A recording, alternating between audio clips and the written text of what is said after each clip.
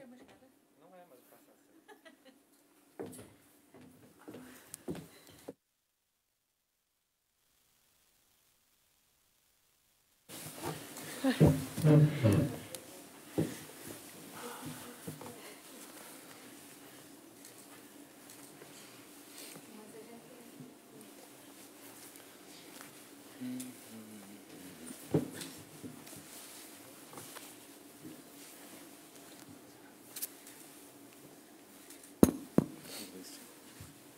Vamos? Então, boa tarde a todos. Bem-vindos aqui à cafeteria do Pax Júlia, Teatro Municipal, onde termina um dia de campanha, pré-campanha, da nossa candidata Ana Gomes, aqui pelas terras do nosso distrito. Não é a primeira vez, já esteve em Austrel há algumas semanas atrás, com algumas destas pessoas também presentes. Muitas caras novas hoje aqui nesta tertúlia que iniciamos em Beja neste final de dia. Um dia interessante, que passou por Mértola, e também pelo concelho de Serpa. Se calhar, Ana Gomes, seria interessante fazermos um balanço desta incursão por terras do Baixo Alentejo, neste dia bonito, um dia de sol, onde foi possível conhecer bons projetos, algumas dificuldades ali em Serpa, na escola secundária, nomeadamente. Que ideia leva deste dia por Beja? Obrigada. É um prazer estar aqui convosco neste belíssimo Teatro Municipal, Pax Júlia, em Beja, e poder refletir exatamente sobre tudo o que vi hoje, que complementa o que tenho já visto noutras incursões aqui pelo Alentejo, Austrel, Campo Maior, Évora, recentemente, e hoje, como foi já dito, por Mértola, Serpa e agora aqui Beja. A sensação que eu levo, antes de mais, é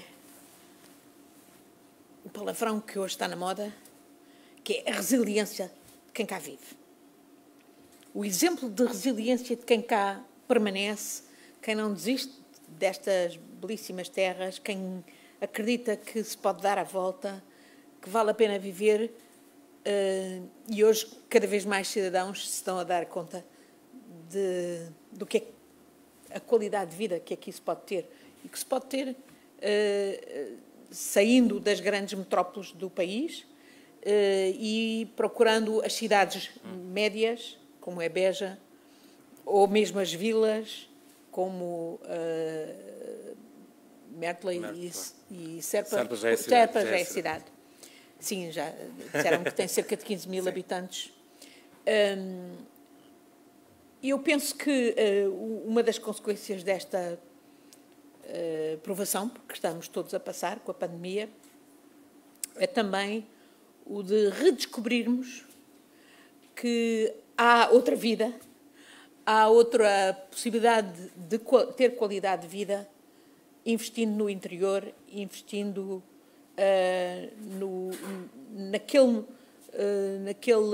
naquela parte do território em que nas últimas décadas houve um tremendo desinvestimento.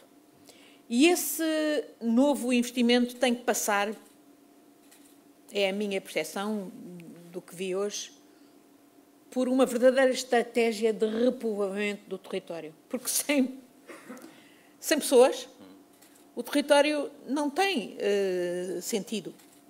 É preciso ter pessoas para saber como gerir, como aproveitar o território, como tirar partido, seja da herança do património, que é mais que pujante em todo o Alentejo, hoje em Mértola, por exemplo, é flagrante, mas todo o outro potencial que se perdeu e que só pode ser revivido se houver pessoas que invistam, que tragam conhecimento, muito do conhecimento até ancestral e outro que hoje é desenvolvido cientificamente e que prova a justeza do tal conhecimento ancestral, por exemplo, como vi hoje na Horta da Malhadinha, lá em Mértola, onde há aquele projeto fantástico da agricultura sintrópica, que faz todo o sentido e que está a ajudar a população a reconectar com tradições ancestrais e com uma riqueza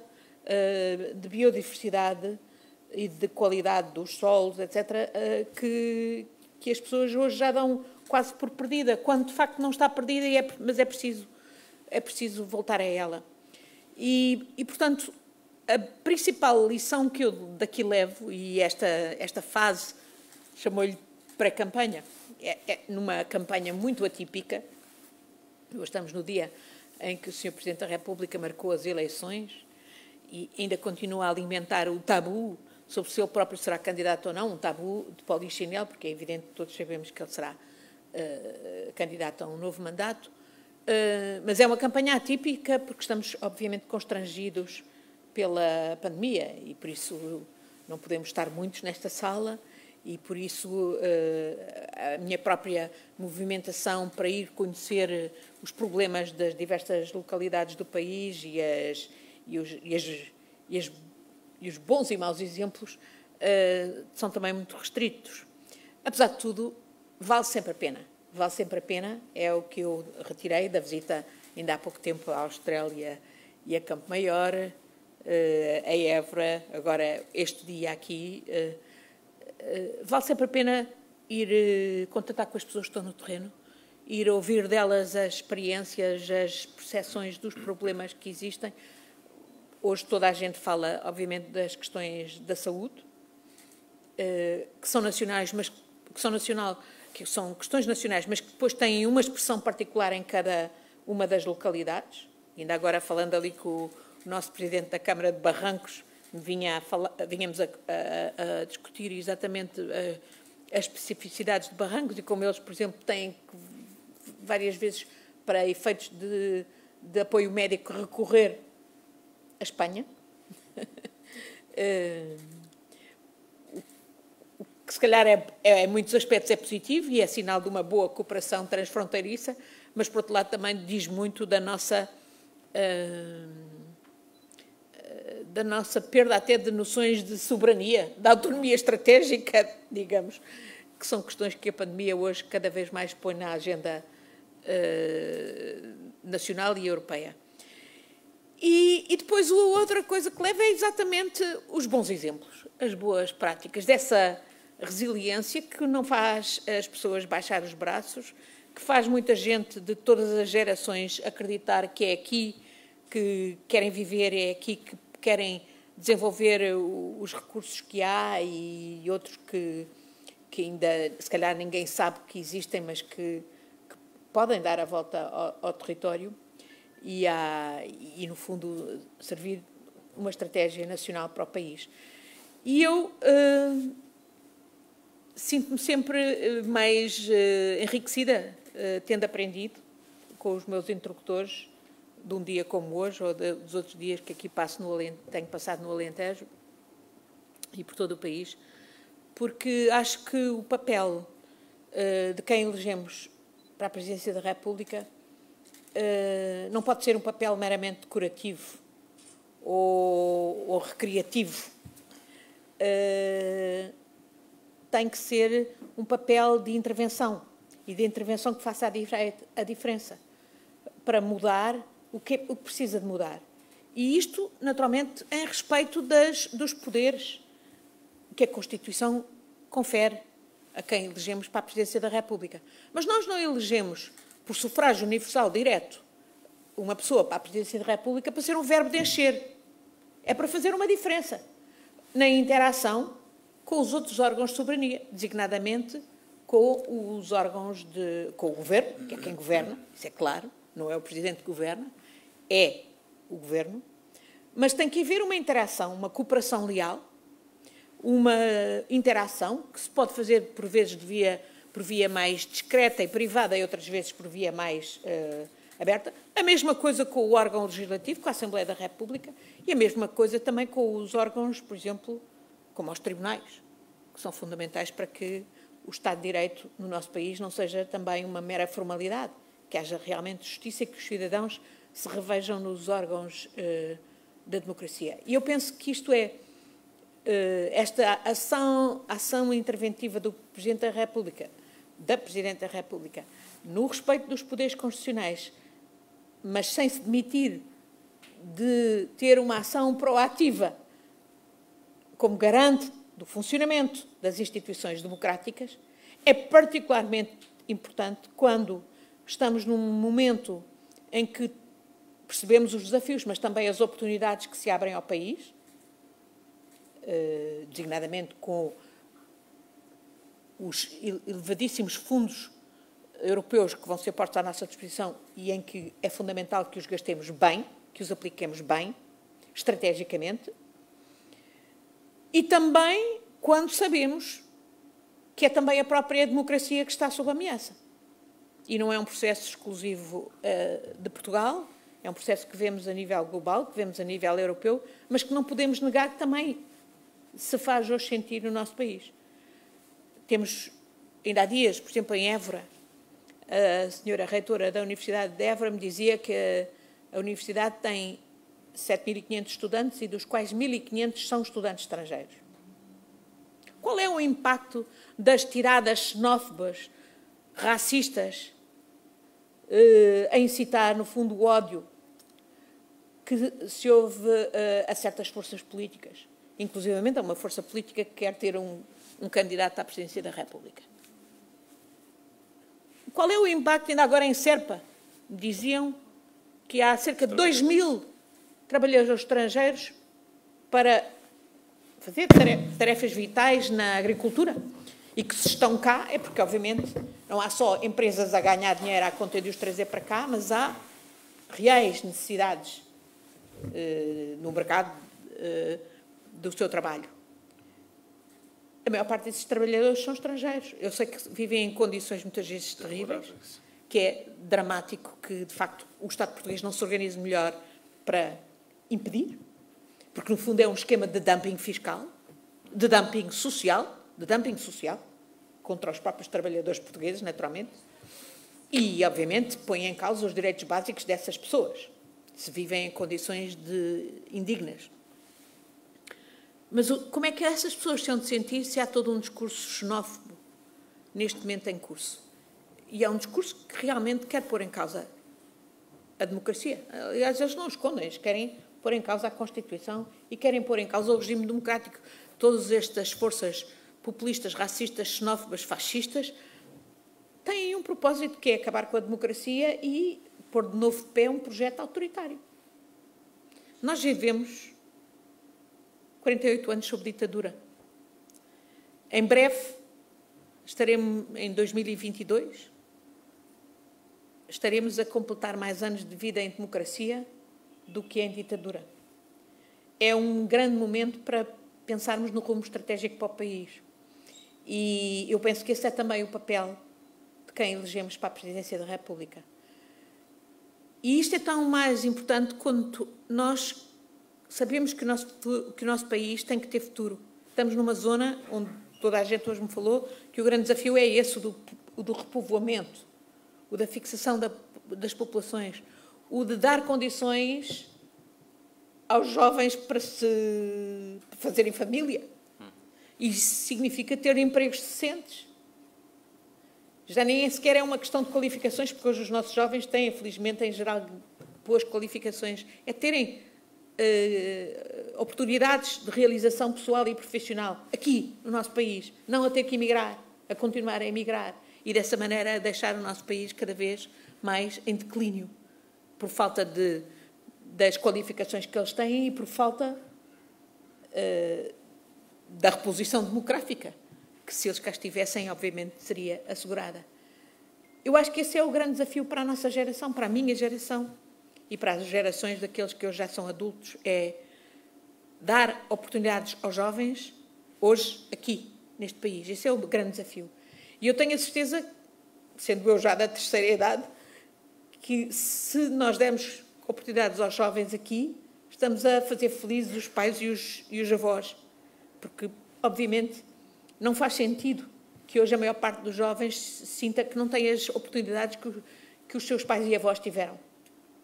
E é um falhanço total da governação do país e das nossas gerações que acreditaram nas oportunidades que Abril nos abriu, que beneficiaram das oportunidades que Abril nos abriu, que hoje estejamos nesta conjuntura em que os jovens, até por mais qualificados que sejam, em regra não têm oportunidades de realização profissional e pessoal no nosso país. Portanto, esta minha campanha, termino esta introdução aqui, ficando à disponibilidade de responder às perguntas que quiserem colocar-me, mas esta minha campanha, esta minha candidatura só tem sentido se conseguir reconectar os jovens com a necessidade de intervirem, de cuidarem de Portugal, de cuidarem da governação do nosso país. Estou a vosso dispor. Vamos avançar então para esta parte que é a mais interessante, que é pedir-vos que se inscrevam, que coloquem perguntas ou que venham trazer testemunhos a esta tertúlia, que ajudem, no fundo, a enriquecer a nossa conversa desta tarde. Podem se ir inscrevendo, basta só levantar o braço, fica essa informação logo rapidamente registada. E enquanto os primeiros não avançam, Ana Gomes, voltava ao dia de hoje, voltava a olhar para aqui a ver o Presidente da Federação do Partido Socialista do Baixo Alentejo consigo, o autarca de Barrancos. Hoje não estive presente, mas sei que recebeu o apoio do Presidente da Câmara Municipal de Mértola. Que importância têm estes apoios a esta altura, neste caminho que há de ser percorrido até 24 de janeiro? Hoje já sabemos a data. Para mim, como socialista, obviamente tem muito significado que distintas figuras socialistas me apoiem e não tenham receio de o dizer e de o assumir. Ao mesmo tempo, eu avancei, como é de resto normal nas candidaturas para a Presidência da República, como uma decisão pessoal, e tenho a pretensão de, sendo que o apoio dos socialistas, das socialistas, é para mim muito reconfortante e um elemento essencial da minha candidatura, mas eu tenho a pretensão de alargar o campo de abrangência e de convergência de que nós precisamos de ver representado na própria Presidência da República. E penso que, numa conjuntura em que temos a democracia sob ataque, não tenhamos ilusões, mais importante que é reforçar o campo democrático. Por isso eu disse sempre, desde o princípio, que aceito todos os apoios do campo democrático, não negociando compromisso, em total independência, mas sentindo-me orgulhosa e fortalecida por aqueles que do campo democrático querem, portanto, expressar o seu apoio a esta candidatura e, naturalmente, que para mim, como socialista, é particularmente reconfortante ver tantas distintas personalidades socialistas, do poder local, do poder da cultura, do próprio executivo governamental, pois confiar em mim e espero estar à altura dessa confiança. Hoje, já em Mértola, também numa pequena tertúlia que tivemos, penso que foi também, ou já estou a confundir, foi ontem num outro debate que eu tive, houve quem me pusesse a questão de se eu não tinha pena que o Partido Socialista não me apoiasse formalmente. Essa questão para mim nem se põe, desde já. Eu achava que o Partido Socialista devia ter um candidato próprio. Peço desculpa. E continuo a achar, porque acho que a campanha para a Presidência da República, em qualquer momento, é um momento alto da democracia portuguesa. É um momento que não pode ser desperdiçado por um principal partido que é pilar da democracia, como é o PS. E é um momento de luta política, democrática, saudável,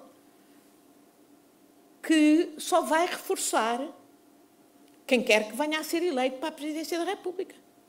Haver uma genuína competição democrática só reforça quem quer que o povo eleja para a Presidência da República. Portanto, um partido como o PS, do meu ponto de vista, não pode eximir-se de participar nessa competição. Não foi esse o entendimento da atual direção, não é? Por razões que a direção explicará. apesar de tudo, eu discordo desse entendimento, mas acho que a decisão que depois foi tomada nos órgãos democráticos do partido foi uma boa decisão, para mim foi, certamente, a de dar o direito de voto a cada um dos militantes, contando que no seu livre albedrio cada qual decidirá. E eu acho que isso também foi o que, no fundo, permitiu que muita gente que antes estava naturalmente à espera de uma decisão dos órgãos democráticos do partido, depois não tivesse já paés em assumir que me apoiava. Eu penso que o PS, sempre que teve uma posição clara nas eleições presidenciais, fez a diferença. Foi assim que se elegeu o Presidente Yanes, foi assim que se elegeu e reelegeu o Presidente Mário Soares, foi assim que se elegeu e reelegeu o Presidente Jorge Sampaio. Quando o PS não teve posição ou se dividiu, a direita elegeu quem quis. Enfim, não vale a pena chorar sobre o molhado. Importante agora é que eu decidi avançar. Muitos insígnes socialistas, muitos com um grande trabalho no terreno, estão comigo.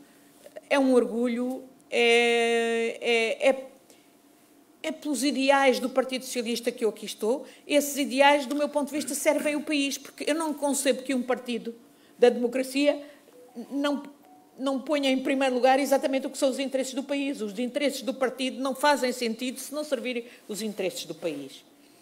E, portanto, é em linha total com o ideário do Partido Socialista que eu me apresento e que quero justamente conhecer da boca das próprias pessoas quais são os problemas e os desafios com que estão confrontados, para ter, desde logo, a oportunidade de pôr essas questões na agenda da própria campanha, e acho que isso é importante, é um trabalho democrático salutar, e para, sendo eleita, depois tirar consequências daquilo que eu vi e interessar-me e fazer todo um trabalho de acompanhamento no tipo de intervenção que devemos esperar de quem elegemos para a Presidência da República, que não vai para lá para andar só aos beijinhos e abraços e para andar às palmadinhas nas costas e para saltitar de assunto para assunto. Não, é para se empenhar em mudar aquilo, em ajudar a mudar aquilo que precisa de ser mudado neste país. E há muita coisa que precisa de ser mudada.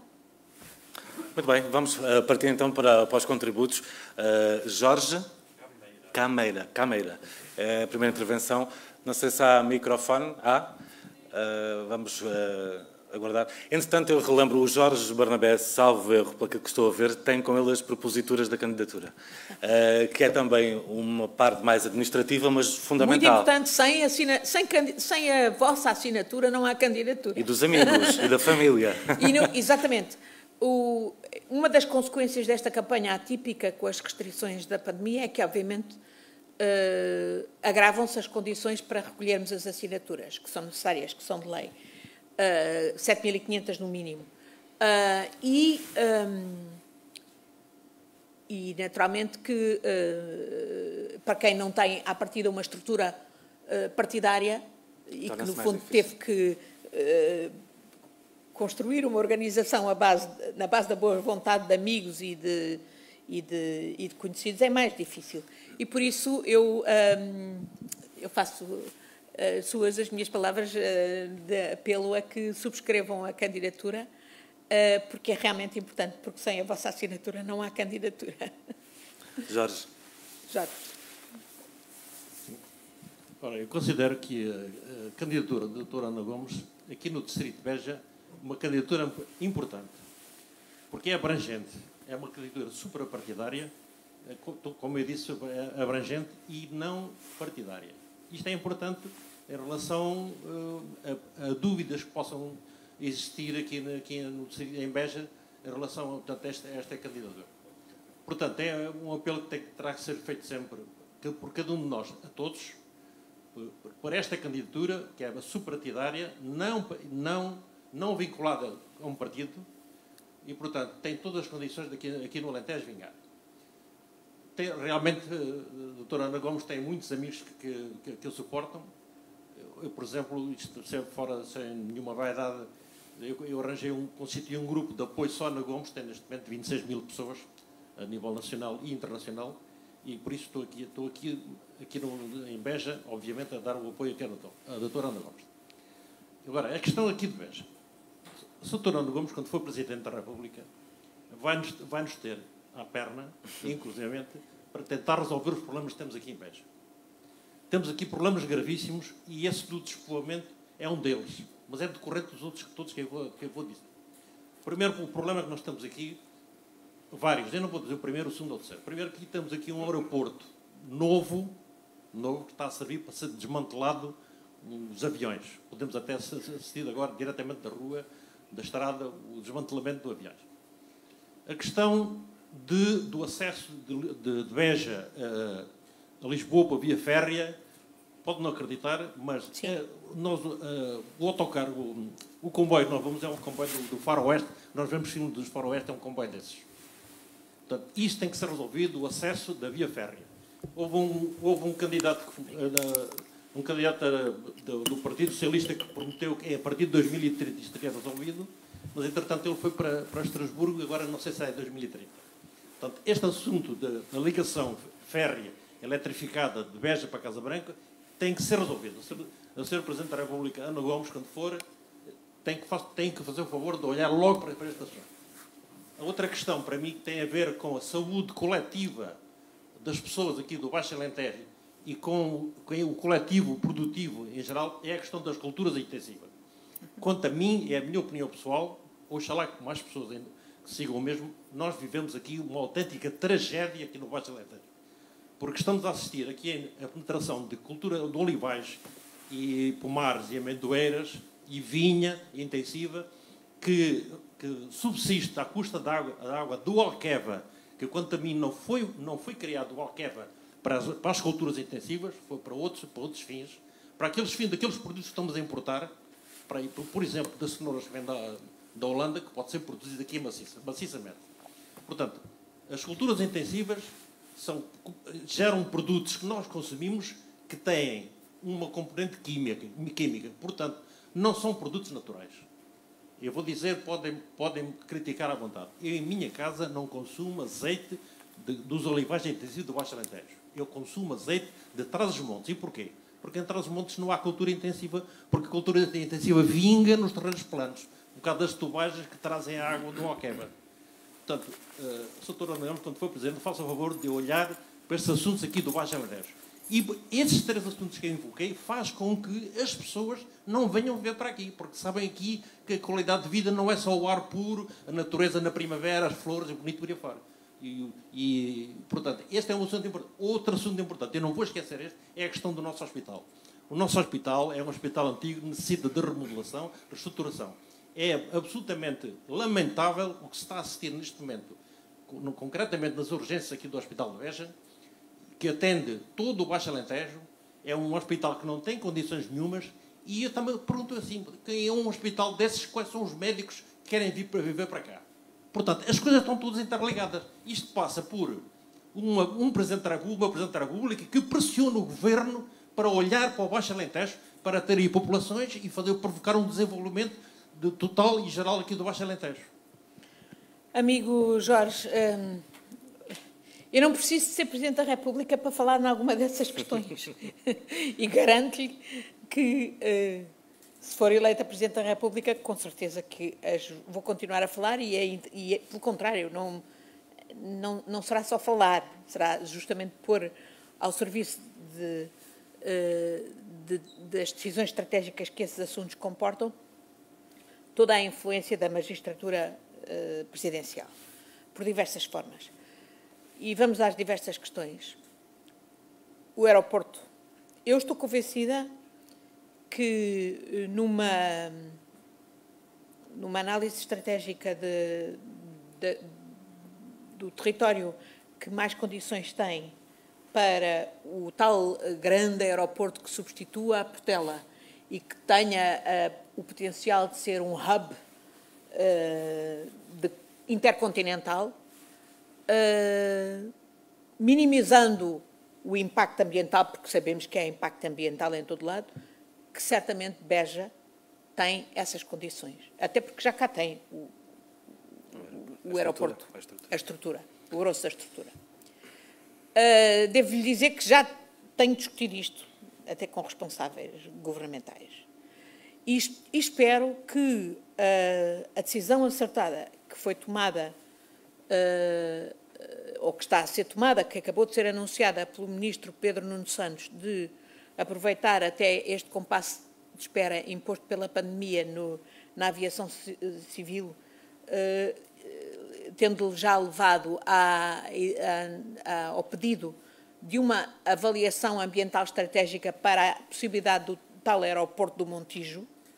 Acho que isto é um bom começo.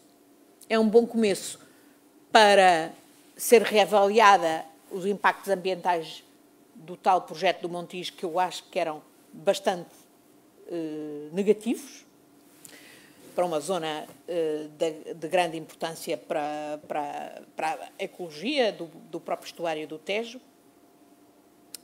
e, portanto, abrindo a possibilidade a que, de novo, Beja seja considerado. Eu sei que não é só Beja no horizonte, também há o projeto de Alcochete, mas o caso de Beja teria, de facto, tudo a ganhar se a questão do aeroporto não for vista desligada da questão exatamente da ferrovia de alta velocidade, que é uma questão estratégica para o desenvolvimento do Baixo Alentejo, mas que é também uma questão essencial para que um aeroporto faça sentido. O aeroporto aqui em Beja faça sentido. E, do meu ponto de vista, esta é realmente uma questão de grande importância nacional. Eu compreendo que o Governo, por exemplo, tenha dado já prioridade às linhas de alta velocidade que ligam os dois grandes centros urbanos do país, portanto, Lisboa e Porto, sendo ainda por cima ao norte a grande mancha industrial do país, e também com a possibilidade de ligação à Galiza, mas penso que a segunda prioridade, obviamente, deve ser a ligação que se faz aqui pelo território do Alentejo a Madrid. E, obviamente, isso deve ser linha de alta velocidade e é evidente que faz todo sentido, nessa perspectiva, ter Beja como um polo fundamental, exatamente por causa da ligação ao próprio aeroporto. Acho que é a altura de pensarmos grande e de pensarmos estrategicamente o território. E é aí que Beja tem que entrar, do meu ponto de vista. Não me parece que esta conjuntura seja desfavorável. Pelo contrário, acho que este compasso de espera imposto pela pandemia acaba por ser uma grande oportunidade para se repensar, de facto, a questão do aeroporto e a questão da ferrovia.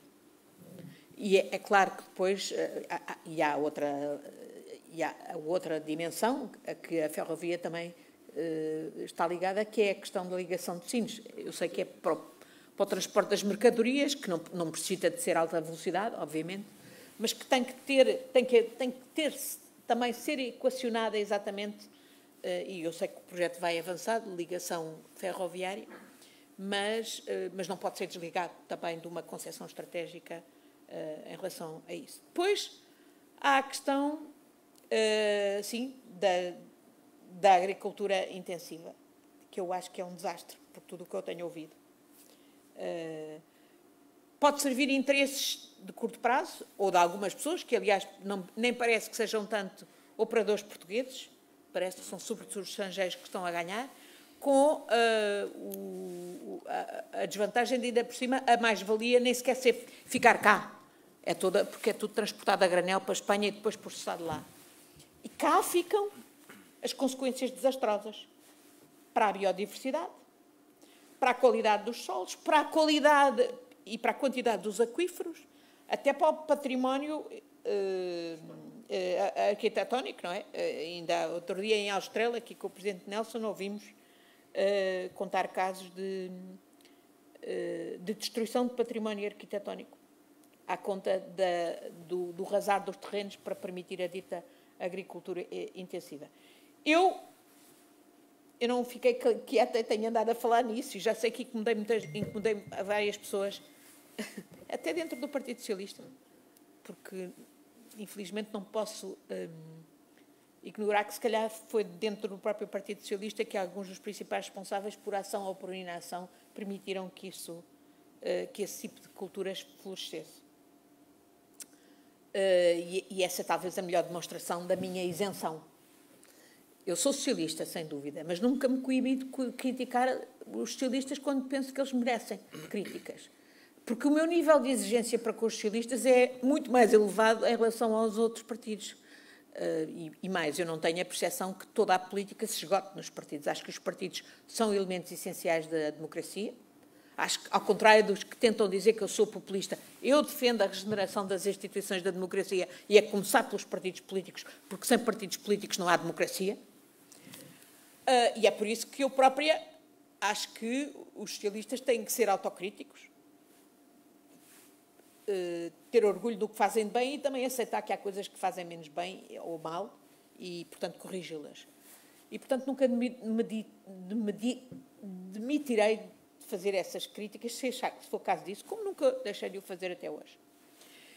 E, portanto, no que toca à questão da agricultura, eu tenho vindo a fazer perguntas e a deparar com o ruidoso silêncio do Ministério da Agricultura, que é, obviamente, a entidade que devia não permitir o que se está a passar.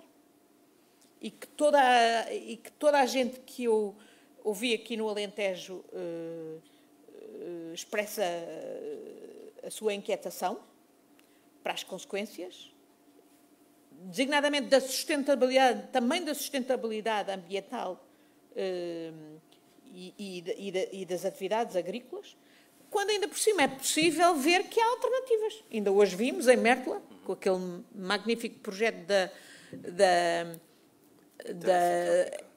da agricultura sintrópica, que é possível reverter a desertificação deste território, com recurso a técnicas da própria natureza, ancestrais, que foram abandonadas talvez até em resultado do próprio despovoamento do território, e que hoje importa recuperar e que os cientistas estão ao serviço das comunidades para recuperar.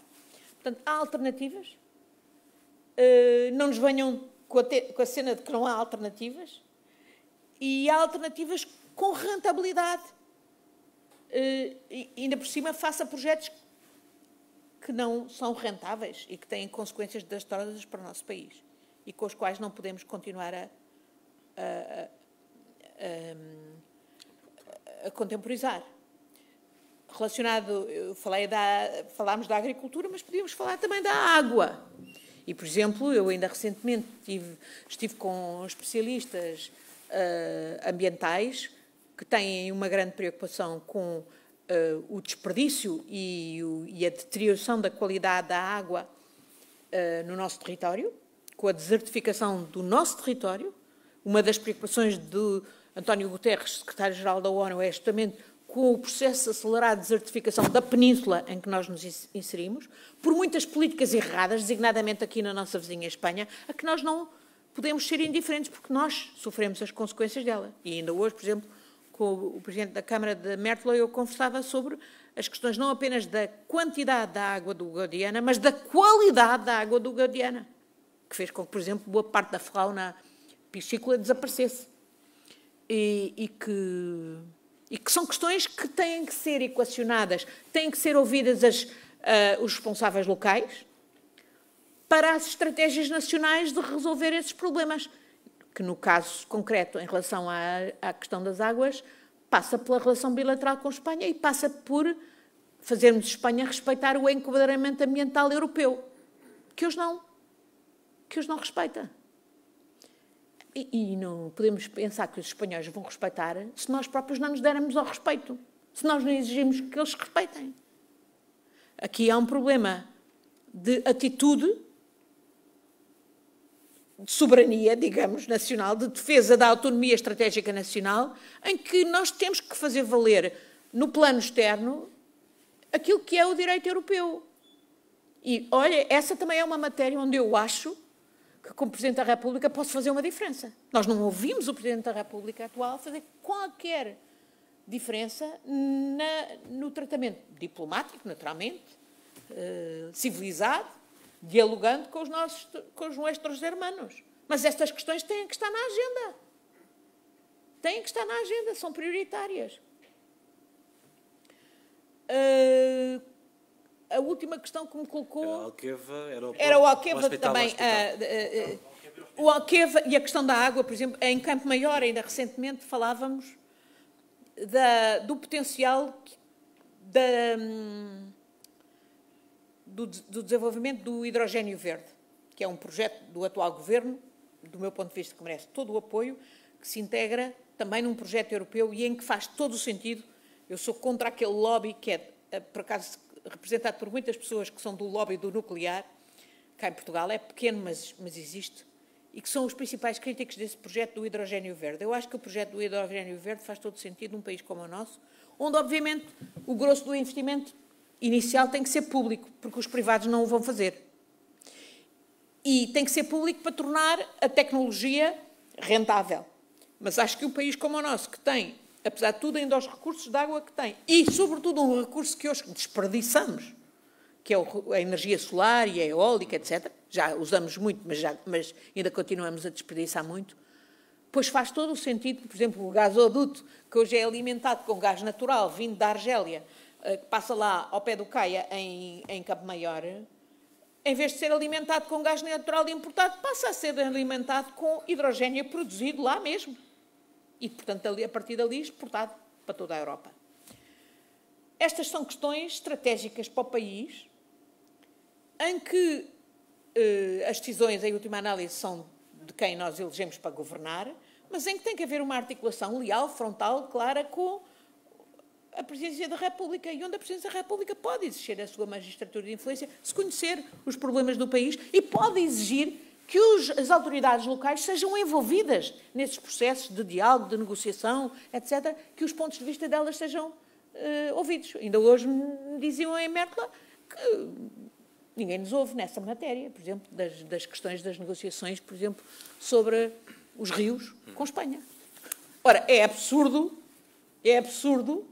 que quem vai negociar, designadamente do meu Ministério, que é quem tem uma comissão de negociação sobre os rios ou sobre os limites, que não conheça o ponto de vista dos autarcas que lá estão no terreno e das populações que estão no terreno e conhecem as questões. É absurdo. Isto é uma questão de organização vital para o país. Na saúde, eu há dias visitei, e devo dizer que fui extremamente bem recebida no Hospital de Évora, e a administração foi de uma simpatia total, e eu acho que vi tudo, exceto as enfermarias, que eles transformaram em enfermarias Covid, e por boas razões, como é óbvio.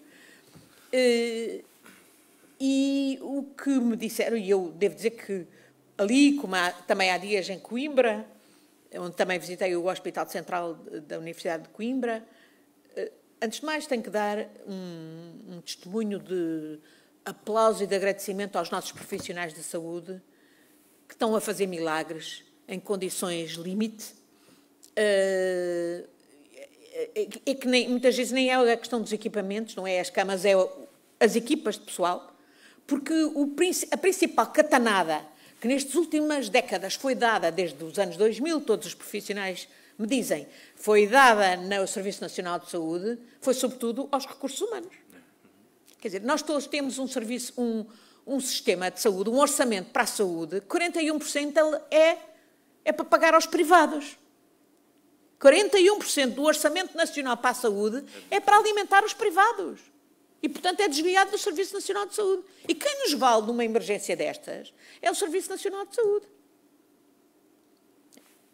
E, portanto, não podemos continuar isto. Isto também tem que ser uma crise que dá aso às oportunidades de reforma. E eu não acredito que se possa resolver o problema dos recursos humanos no Serviço Nacional de Saúde se não se reestruturam as carreiras e se lhes dá horizontes de progresso às diversas carreiras na saúde, seja para os médicos, para os enfermeiros, para os assistentes operacionais, etc. Eu penso que já se começou a arrepiar algum caminho. Por exemplo, esta decisão que agora foi anunciada de que, por exemplo, os hospitais passam a ter a possibilidade de contratar pessoal. Mas a questão é, vão contratar pessoal oferecendo-lhes que condições? Se a maior parte dos médicos ou das enfermeiras não tem condições nenhumas, ou tem muito melhores condições, quer lá fora, quer nos privados. Isto tem que ser uma questão estratégica para o país. E eu espero que essa... E quem diz, obviamente, as profissões ligadas à saúde, diz quaisquer outras. Eu, quando há bocadinho falava das oportunidades para os jovens, é isso. Quer dizer, não me interessa estar a dar qualificação extraordinária, graças ao grande esforço da escola pública, aos jovens do nosso país, para depois eles serem exportados e estarem aí a ser pilares dos Serviços Nacionais de Saúde, ou das engenharias, ou das arquiteturas nos outros países europeus, e não aqui ao serviço do desenvolvimento do nosso país. Esta é uma questão, tem que ser uma questão estratégica, na saúde e nas outras áreas. E enquanto nós não assumirmos que isto é decisivo, e não tenhamos ilusões, nós temos visto nestas últimas semanas, tem havido uma verdadeira guerra em torno do serviço, da defesa do Serviço Nacional de Saúde, a propósito desta pandemia. O atual Presidente da República chamou lá os privados e deu palco aos privados num contexto que era claramente para pôr em causa a defesa que a Ministra, e bem, estava a fazer do Serviço Nacional de Saúde.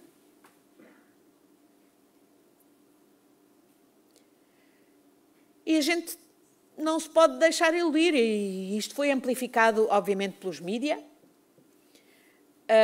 Nós não podemos ter ilusões acerca disto. Este é um combate essencial para o Serviço Nacional de Saúde. Há muitas coisas em que o Serviço Nacional de Saúde precisa de mudar. A questão da reestruturação das carreiras é essencial. Os especialistas do Serviço Nacional de Saúde dizem-me que é fundamental mudar a estrutura, por exemplo, do esquema hospitalocêntrico que hoje temos, e que, no fundo, é o que foi construído ao longo destes 40 anos, com todos os ataques que foram feitos ao Serviço Nacional de Saúde e à depauperação do Serviço Nacional de Saúde. Aliás, à depauperação de toda a administração pública. O que é que foram os anos da Troika? O que é que foram estas políticas neoliberais desreguladoras, se não desnatar a administração pública, desnatar o Serviço Nacional de Saúde, desviar recursos? Mas isto também nos obriga a refletir. E, por exemplo, todos os especialistas de saúde pública que eu tenho ouvido, cada vez mais dizem que um país com a estrutura até demográfica do nosso país, etc., precisa mais do que nunca de mudar da estrutura hospitalocêntrica em que está baseado o Serviço Nacional de Saúde para uma estrutura mais baseada nos cuidados primários, nas unidades de saúde familiar, na saúde pública. E, portanto, há toda uma formação de especialistas, etc., que tem que ser pensada, que tem que ser estruturada, que tem que ir a par exatamente desses outros problemas. Bom, estamos num momento crucial e eu espero que seja também uma oportunidade para se reformar aquilo que precisa ser reformado e que haja a clarividência de não deixar cair o nosso Serviço Nacional de Saúde, pelo contrário, aproveitar para o reforçar. Nesta altura ainda não está ninguém inscrito. Está ali uma senhora, vai usar da palavra, que já esteve connosco em Alstrel, mas ainda não sei o nome. Teresa, vem de Odmira, não é? Isso sei. E veio hoje de Odmira de propósito. Que bom. Bem-vinda. Ok. Olá, boa noite. Eu não posso deixar de falar sobre a questão da agricultura, para variar.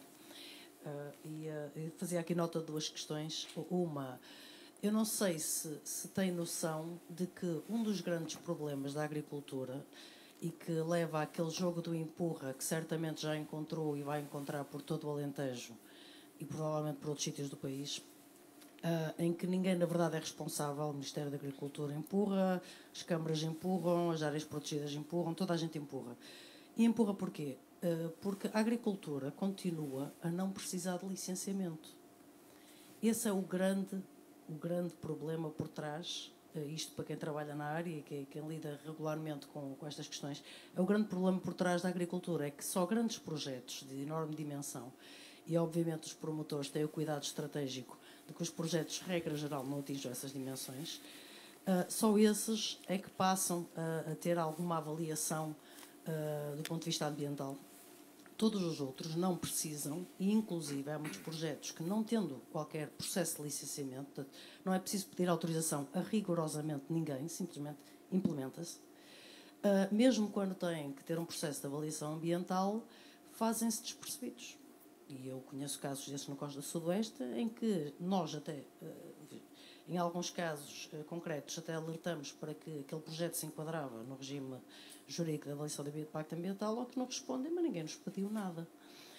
E, efetivamente, é completamente absurdo que a agricultura, que hoje em dia é, na verdade, uma agroindústria, e não vale a pena fazer de conta que não é, porque é.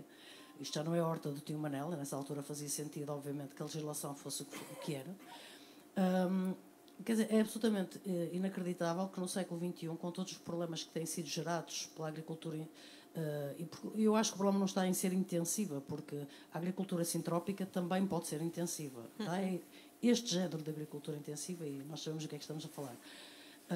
Continuar a não ser necessário um processo de licenciamento. Portanto, isto era uma nota que eu não sabia, não sei se está ciente de, mas esse é o grande entrave do ponto de vista legal, e, portanto, o Ministério da Agricultura, na verdade, nada pode fazer, nem as outras entidades podem fazer nada, enquanto, do ponto de vista legal, isto não for alterado. Essa era uma questão. A outra questão que eu gostava de focar, falou aqui na questão da xenofobia e de haver partidos que sabemos que estão a sustentar-se e a promover-se com base em princípios desse género. Mas será que nós precisamos que esses partidos façam alguma coisa quando, na realidade, aquilo que se está a passar no Alentejo é xenofobia? Se não vejamos, nós estamos a permitir que milhares de trabalhadores de outros países que vêm para o nosso país procurar, na verdade, uma vida melhor, que estejam metidos em redes de tráfico humano que toda a gente sabe que existem. Se alguém quiser saber onde elas estão, eu aponto, é fácil. A maior parte dessas lojas que aparecem, e supostos supermercados e supostos não sei o quês, desse pessoal, na verdade, não são mais do que locais que vendem contratos de trabalho para trazer esse pessoal para cá. Isto é absolutamente sabido por toda a gente, não estou a dar novidade nenhuma a ninguém. Permitimos que vivam em condições que não permitimos aos portugueses viver. Isto não é xenofobia? Aquilo que eu já ouvi de alguns autarcas, felizmente não nenhum dos que está aqui, é que ainda assim eles estão melhor do que na terra deles. Se isto não é xenofobia, acho que não precisamos do Chega nem de nenhum outro partido, já estamos a ser xenófobos. E era só isso que eu queria dizer. Muito obrigada, Teresa. Agradeço-lhe ter feito essa precisão da não necessidade de licenciamento para as atividades agrícolas. Bom, eu sou defensora de que nós não precisamos de mais burocracia neste país. Licenciamento é uma das fórmulas, digamos, da burocracia, mas precisamos de controle, de regulação, de governação. E, claramente, o que estamos a ver é que não há governação. Eu, portanto, não sei se é pela via legal que se vai resolver esse problema, porque depois nós também temos maravilhosas leis em muitas matérias e depois elas pura e simplesmente não são aplicadas. Portanto, nem é muitas vezes pela via legal que se resolve os assuntos, é pela via da eficácia da ação das autoridades. E eu penso que um dos problemas do nosso país é a falta de uma verdadeira projeto de regionalização que compenetre as autoridades aos diversos níveis que têm que exercer a autoridade de que estão investidas, em defesa do interesse público geral e não em defesa de determinados interesses particulares e certamente não em defesa de interesse próprio. E este é que é o grande problema. Eu hoje, mais do que nunca, sou defensora de um projeto de regionalização que tem sido travado designadamente pelo atual Presidente da República, que sabemos que é um dos grandes opositores do projeto de regionalização, e que eu acho que tem que ser a solução para um país como o nosso, porque hoje, no mundo interdependente e globalizado em que nós vivemos, há problemas que só se resolvem ao nível global, e é por isso também que precisamos de uma União Europeia para termos massa crítica e capacidade de nos bater por uma regulação a nível global. Mas há outras questões que só se resolvem a nível local e com o conhecimento dos locais. E por muito que o Ministério da Agricultura tivesse legislação para para sustentar a sua intervenção, por exemplo, nos casos que referiu, dos licenciamentos que manifestamente violam os condicionamentos ambientais e os interesses ambientais, a sustentabilidade ambiental. Não interessava nada se, por exemplo, ao nível local não houvesse estruturas que apontassem, que interviessem, que impedissem. Portanto, eu penso que, se calhar, mais importante do que a via legal, ou pelo menos tão importante, se calhar, como a via legal, é a via do dar poder a quem tem que intervir a nível local. E tem que ter autoridade para intervir a nível local. Sejam as autoridades municipais, sejam as polícias do ambiente, sejam outro tipo de autoridades, designadamente, por exemplo, os das autoridades de controle do trabalho, por exemplo. Ainda hoje, ali em Serpa, quando falávamos dos tais 2.000 estrangeiros que habitarão aqui no Conselho e que são, de resto, por causa das condições insalubres em que estão a viver, também focos, exatamente, da pandemia, me estavam a dizer que a própria autoridade do trabalho não tem, muitas vezes, mandado legal para entrar em determinadas zonas, a não ser que esse mandado seja validado por um juiz. Há aqui coisas em que, obviamente, se calhar temos que mudar algumas coisas do ponto de vista legal e do ponto de vista do funcionamento. Porque, senão, vivemos nessa hipocrisia que referiu quando diz que, no fundo, está a ser praticada a xenofobia quando nós aceitamos que as pessoas que vêm trabalhar nas nossas terras estejam, de facto, a viver em condições infra-humanas e indignas que nós não gostaríamos para os nossos concidadãos e que não devíamos tolerar na nossa terra ou em qualquer outro lugar.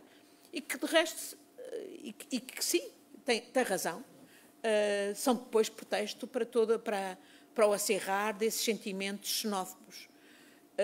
Eu não sou daquelas que acha que as franjas ou as pessoas que hoje apoiam partidos como esses partidos fascistas e xenófobos são meus inimigos ou meus adversários. Não, eu acho que essas pessoas são empurradas pelas suas experiências pessoais pelos seus desesperos, pelas suas frustrações em relação àquilo que esperavam da democracia que não tiveram, pela desigualdade, pela falta de oportunidades, etc.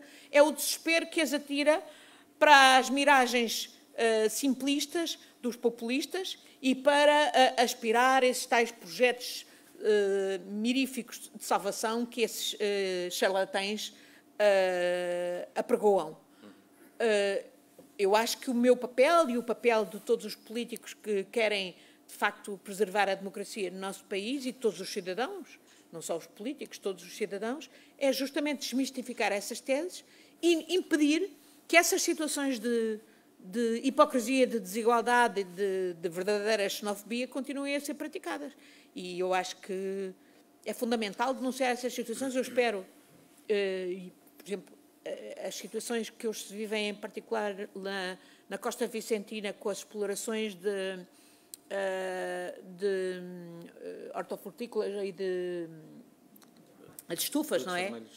Também, que empregam grandes quantidades dessas pessoas que são, como disse, objeto de verdadeiro tráfico de seres humanos. Isso tem que ser denunciado e tem que se exigir às autoridades que intervenham. Isto não... Quer dizer, eu acho que um Estado de Direito só funciona se, de facto, quem está investido da autoridade, seja pela via do voto, tendo sido eleito para qualquer cargo,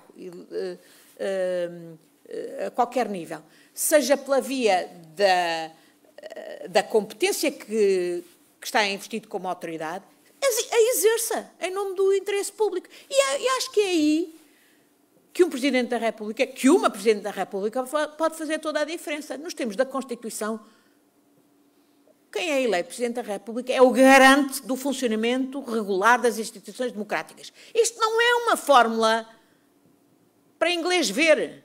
Isto tem que ter tradução prática.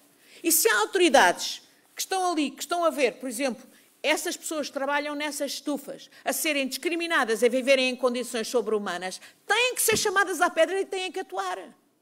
E é para isso que serve um Presidente da República ou uma Presidente da República. É para ir lá e para dizer porquê é que os senhores não fazem o que têm a fazer? Porque não temos autoridade legal. Não têm. Então porquê é que a Assembleia da República não legisla para vos dar a autoridade legal e para depois os senhores exigirem a vossa competência? Porque senão isto não funciona. E depois estamos a dar argumentos aos populistas para dizerem que o sistema não funciona e aos cidadãos para descrerem no funcionamento do sistema. Nós não podemos continuar a pactuar com um sistema em que toda a gente se desresponsabiliza. Todos temos que assumir as nossas responsabilidades. Quem é eleito e quem não é eleito, mas é investido da responsabilidade de representar a comunidade no exercício do cargo público para que lhe é confiado. E é essa a minha atitude. Há quem esteja aí a dizer Ana Gomes, se fosse Presidente, ia ser muito interventiva. Sim, senhora, ia ser. Para que é que serve um Presidente que não é interventivo? Desculpem lá, mas a cena dos beijinhos e dos abraços pode ser muito reconfortante, mas não chega. Há muita coisa que um Presidente da República, uma Presidente da República pode fazer. E, designadamente, para empoderar os cidadãos que querem fazer a diferença. E para exigir àqueles que estão investidos da autoridade que cumpram, que exerçam essa autoridade no respeito da lei, no respeito das garantias dos cidadãos, mas que exerçam. Caramba, que exerçam. É assim que se assegura o regular funcionamento das instituições democráticas, seja no setor da justiça, seja no setor das forças de segurança, seja no setor da administração pública. Quem tem responsabilidades tem que as exercer e tem que ser chamado à pedra se as não exerce. Muito bem.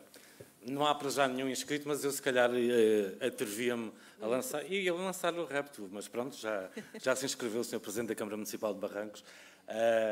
Nesta lógica de nos trazer aqui alguns contributos, pedi ao microfone aqui para a frente, nesta lógica de nos trazer alguns contributos para esta campanha e há algumas ideias sobre aquilo que o preocupa enquanto autarca também no seu território de Barrancos. Força, Serranito Nunes. Entretanto, podem se inscrever, não há nenhuma inscrição neste momento. Felicitar a doutora Ana Gomes por esta candidatura. Será seguramente mais rica a nossa campanha, mais ideias, mais garra, será melhor no fundo. E agora, enfim, deixar um pouco aquilo que é, às vezes, pensamento a nível nacional, das políticas nacionais, e tentar trazer aqui um pouco o retrato do que é viver numa terra de fronteira, uma terra que está distante de tudo, uma terra que tem o seu potencial e que nós vemos passar o tempo e que não é dada à mão estas situações. Vamos lá ver. Eu só queria aqui, centralmente, 3 ou 4 questões, aquelas que de fundo mais podem causar transtorno a quem vive. Quem tem a resiliência, acho ótima essa expressão, porque de facto é assim, as pessoas que vivem nestes territórios têm que ser resilientes, porque senão já os tinham abandonado. E pegar aqui em 2 outras questões. A começar talvez pela saúde, que, como há pouco referíamos, é um dos fatores que mais nos preocupa, neste momento e noutros momentos. Nós temos um médico a funcionar em horário de função pública e se queremos ter um médico ao fim de semana, a Câmara tem que o pagar e vai buscá-lo à Espanha. Esta é a realidade.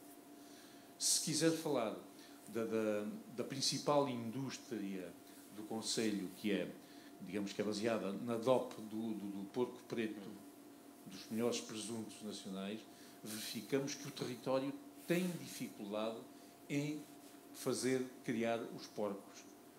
Porquê? Por políticas erradas na área da agricultura. Vamos lá ver. Nós assistimos gravemente a situações que consideramos de extrema gravidade, que é as políticas agrícolas são dirigidas basicamente à agropecuária, e à agroindústria e a assessoria. Nós, como não beneficiamos do perímetro de rega do Alqueva, deveríamos de ser apoiados pela diferença que é ter um verdadeiro desenvolvimento rural. E aí entram estes projetos alternativos. Aí entra o apoio às especificidades locais, aos produtos endógenos locais.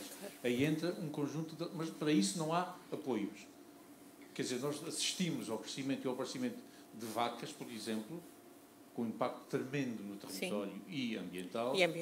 E não assistimos ao apoio à matéria-prima, que é o nosso montado. O montado está em declínio, o montado está a morrer e não assistimos a uma verdadeira preocupação de investir na ciência, na investigação e no apoio ao desenvolvimento de cuidado do nosso montado.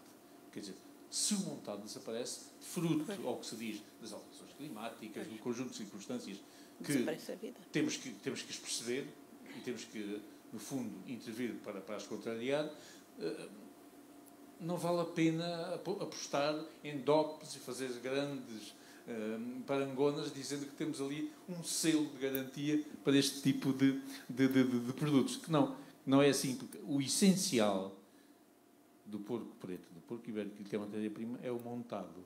Se o montado está a morrer, obviamente, onde há uma indústria que não tem muitas pessoas a trabalhar, mas tem 50, 60 para aqueles sítios, é excelente ter uma indústria que suporte 50, 60 postos de trabalho. Mas aqui entraríamos numa outra questão que é, Barrancos está, e mais num conjunto de concelhos, mas Barrancos na totalidade do seu território, inserido num sítio da Rede Natura, o que significa que tem um selo de qualidade pela sua biodiversidade e foi classificado pelo seu desenvolvimento que tem que ser apoiado para salvaguardar pelo menos aquilo que são os seus habitats, que foram aqueles que deram aso à classificação. Nós não podemos ter um território classificado só por ser interessante, fazer parte da Rede Natura, ter por aí alguns fundos de apoio, mas depois não são aplicados naquilo que é necessário. Quer dizer, um sítio da Rede Natura que tem, enfim, Rede Natura 2000, tem desde 2000, há 20 anos praticamente, o sítio em si não tem um plano de ação que esteja regulamentado e posto em prática. Há um conjunto de diretrizes, porque eu digo isto e falo neste aspecto muito à vontade, porque eu venho de trabalhar no Ministério do Ambiente há muitos anos, conheço muito bem este tipo de situações e tenho levado a quem de direito. Há alguma esperança que se venha a inverter a situação, mas enquanto não se mudar, de facto, aquilo que são as políticas e que têm a ver com outro tipo de interesses, estas comunidades, nestes locais, vão definhando aos poucos. Os seus trunfos básicos e fundamentais não são atendidos. Ninguém olha para isso como um aspecto fundamental. Outro ponto que gostava de tocar tem que ver com a educação. Há extrema dificuldade em colocar professores em Barrancos, onde tem uma escola até o 9º ano. Seria importante mudar as regras e não colocar um professor de Braga a dar 10 horas ali. Se nós fizéssemos um concurso regional, bastava-nos isso e dar alguns apoios específicos para que o professor pudesse para ali deslocar-se. Aliás, o mesmo com os médicos. Pois. Um médico, eu não sei quanto custa, não sei se alguém sabe se custa 400 mil, 500 mil euros, a formação de um médico cujo dispêndio sai do nosso erário público. Porque é que não há uma contrapartida ao erário público para pagar um pouco do que foi a sua formação, que a comunidade lhe deu? Tinha que haver algum mecanismo. Eu penso que já houve. O serviço da periferia? Era no tempo que uma pessoa que quase não se pode falar de Vasco Gonçalves. Era esse tempo. Eu recordo-me bem desse tipo de situações onde ficaram alguns médicos. Acabaram por criar raízes na periferia. E havia lá 2, 3 médicos. Recordo-me disto perfeitamente. E neste momento há os concursos ficam desertos, porque os médicos não querem para lá deslocar-se, não são só os professores. Pois. Valha-nos, digamos, a parceria com a Ensinasola, valha-nos, enfim, o último contacto que tive, hoje, a última chamada que tive foi do Presidente da Câmara de Ensinasola, a tratarmos de um problema comum.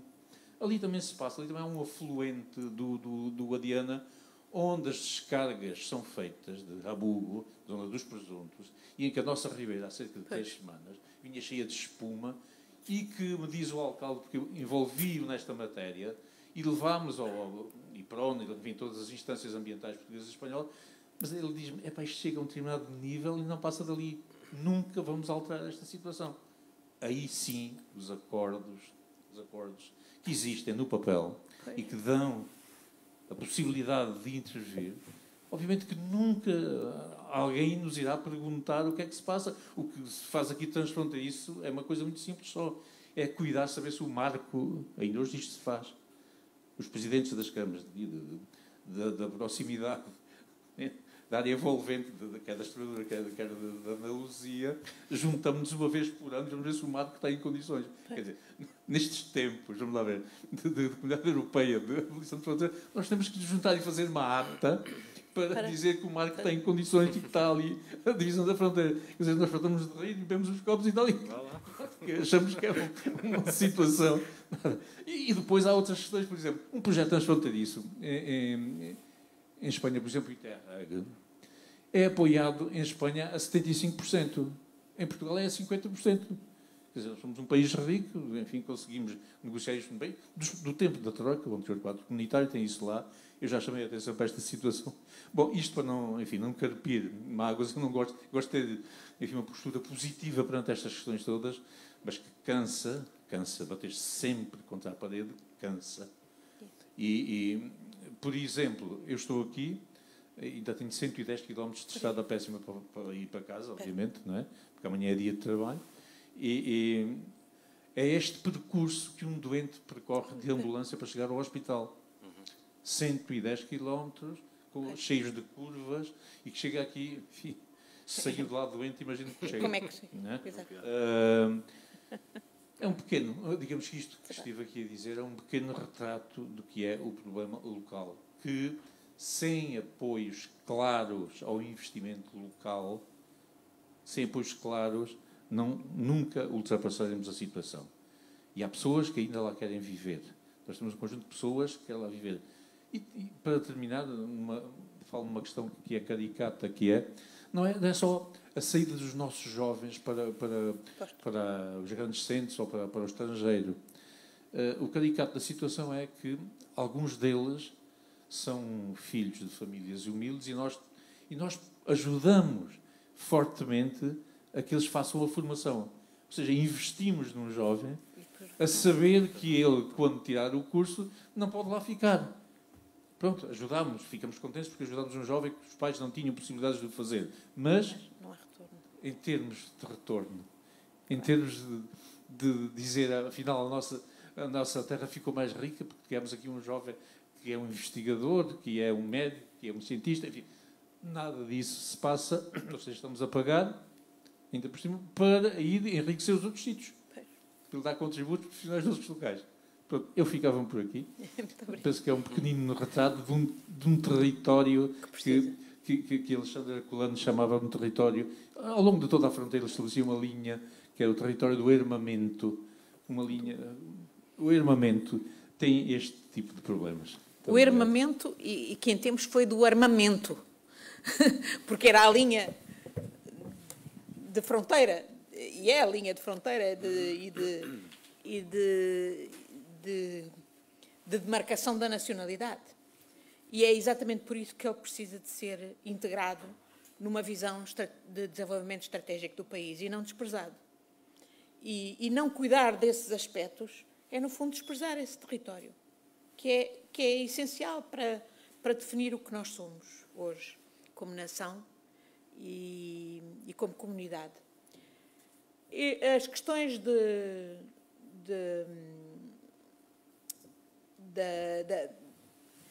biodiversidade, que referiu primeiro, eu hoje também ouvi falar delas, por exemplo, em Mértola. Aliás, ouvi daquele projeto extraordinário que eles lá têm de aproveitar os silos das antigas instalações da EPAC para fazer um centro de estudo de afluência de cientistas, mas em ligação com a terra, com o terreno, com os problemas locais e incluindo um centro exaltante da biodiversidade e que ajude a preservá-la. Eu penso que esse tipo de intervenção pode ser da maior importância não apenas para Mértola, mas para toda a região e também certamente para Barrancos. E penso que é uma das questões que devia estar na agenda de um poder, por exemplo, da CCDR. Muitas das questões que evocou da articulação dos apoios, quer dos fundos europeus, servindo uma estratégia nacional de desenvolvimento do território,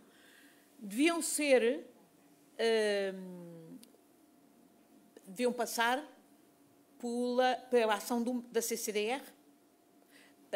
E aqui o Alentejo, estou farta de ouvir falar de situações onde há realmente um déficit de intervenção intramunicipal e intermunicipal. Por exemplo, em Évora falaram-me do problema da mobilidade. Hoje também em Mértola me falaram. E esse problema que Barrancos tem, por exemplo, com os 110 quilómetros de má estrada que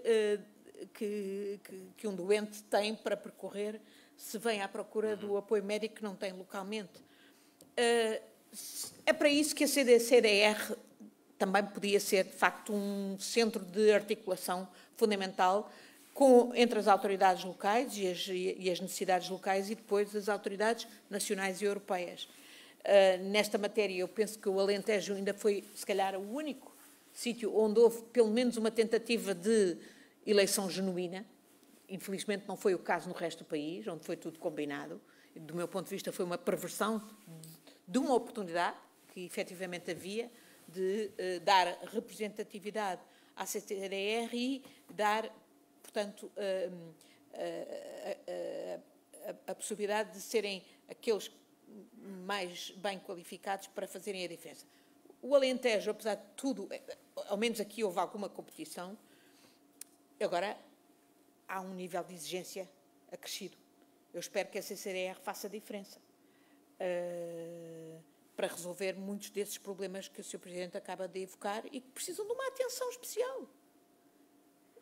Mas, também lhe digo, é o tipo de questão onde se exige a intervenção de uma autoridade como a CCDR, se exige a intervenção de um Ministério que até existe hoje, exatamente para o desenvolvimento regional, e onde se exige a intervenção e a sensibilização das instâncias europeias. E até temos a sorte de hoje ter, como comissária neste setor, uma pessoa que percebe do assunto, que é a nossa comissária Elisa Ferreira, que, aliás, fez um trabalho notabilíssimo na reabilitação da sua zona de origem, do Ave, contra tudo e contra todos, quando ninguém dava nada por aquilo, e ela mostrou que era possível fazer a diferença, que os fundos europeus podiam fazer a diferença em articulação com as necessidades locais e com as autoridades e as forças vivas locais. Bom, se isto se fez no Rio Ave, pode-se fazer no Alentejo, pode-se fazer em Barrancos.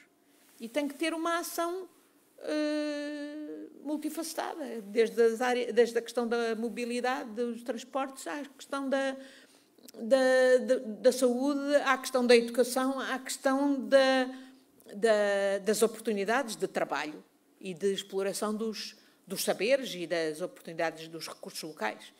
E eu, apesar de tudo, consigo encontrar pelo país exemplos notáveis. Ainda há pouco tempo estive em Vila Real e muitas zonas dos arredores de Vila Real estão a experimentar o mesmo tipo de problemas que têm localidades como Barrancos, estar cada vez mais envelhecidas, afastadas, a perder população, a perder jovens.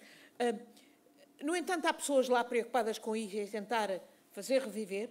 Há bons exemplos, vi bons exemplos de jovens que retomaram produções de produtos locais com modos de saber fazer ancestrais, hoje aplicados já às novas estratégias de marketing, etc., que com fundos europeus e nacionais e apoios municipais conseguiram desenvolver pequenas empresas que hoje dão trabalho e que são a demonstração que, mesmo numa zona do interior, como é Vila Real, há de facto um potencial a desenvolver. E esta ideia, sobretudo, de que o interior do país é periferia, tem que ser abandonada para um país que tem uma faixa de cerca de 200 quilómetros a separar o litoral do interior. É absurdo. Se nós olharmos para o país em termos ibéricos, no contexto ibérico e no contexto europeu, o interior não é periferia. É até mais central do que, se calhar, o litoral. E hoje, com as novas tecnologias, há muita coisa, e com o teletrabalho, há muita coisa que se pode fazer. Se calhar em Barrancos, se houver boa rede de telecomunicações, como se pode fazer no Barreiro ou em Cascais. Saibamos nós desenvolver as estratégias que levam para lá as pessoas que podem fazer essa diferença e que passam por ter, de facto, uma visão integrada do potencial dessas zonas que não é só um potencial a ser visto em termos nacionais, mas em termos transfronteiriços. Essa articulação que já tem hoje com os seus parceiros da Espanha vizinha, seja para a questão da saúde, seja para a questão ambiental, é exatamente o tipo de atitude que nós temos que ter e em que não temos que ter medo. E também não temos que nos acanhar na defesa dos nossos interesses, porque os nossos parceiros espanhóis não se acanham. Porquê é que nós nos havemos de acanhar? Agora, precisamos é de mudar de estratégia, não somos uns coitadinhos, e precisamos de exigir a todos os níveis que cuidem do país. E eu penso que é uma diferença exatamente que eu quero fazer na Presidência da República. Bem, vamos... Está inscrito então o Sr. Presidente da Federação, o Nelson, e não queríamos terminar esta nossa tertúlia sem ter também uma visão da cidade, por isso vamos inscrever a Sra. Vereadora Marisa Saturnino para nos dar também uma visão da cidade e de algumas preocupações enquanto a autarca tem neste momento. Nelson. É igual. O Nelson permite que seja a Marisa a falar em primeiro lugar.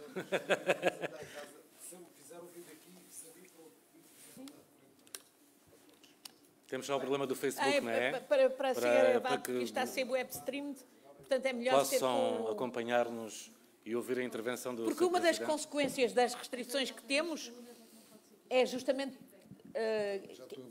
mesmo há aspectos que não são totalmente negativos, temos que o web stream e, portanto, facultar este debate a muito mais pessoas que não podem aqui estar. Bem, então, primeiro que tudo, desejar boa noite a todas e a todos. Deixar mais uma vez um cumprimento também à Ana Gomes e à disponibilidade de estar aqui connosco. Ir só ao princípio desta tertúlia, que é uma palavra que é cara ao Partido Socialista, é cara à esquerda e é cara aos portugueses em geral. E nessa condição que também queria iniciar precisamente aquilo que são palavras que quero dizer, que já lhe disse também numa outra oportunidade, que é uma palavra que se chama liberdade. E é dentro desse espírito de liberdade que antes até de que o Partido Socialista conferisse essa mesma liberdade de orientação aos seus militantes na questão das presidenciais que iremos ter agora, dia 24 de janeiro, que o meu espectro e a minha visão individual, que não me obriga enquanto Presidente de Federação, nem enquanto Presidente de Câmara, Nelson Brito, militante do Partido Socialista, mas sobretudo ser pensante como qualquer um dos portugueses que está aqui em causa, está no espectro daquilo que é, para mim, o mais importante, que é estar ao lado da Ana Gomes, porque preenche precisamente esse espaço político que faz parte da minha matriz, da minha visão do mundo, da minha visão da vida, da minha visão, obviamente, da intervenção política.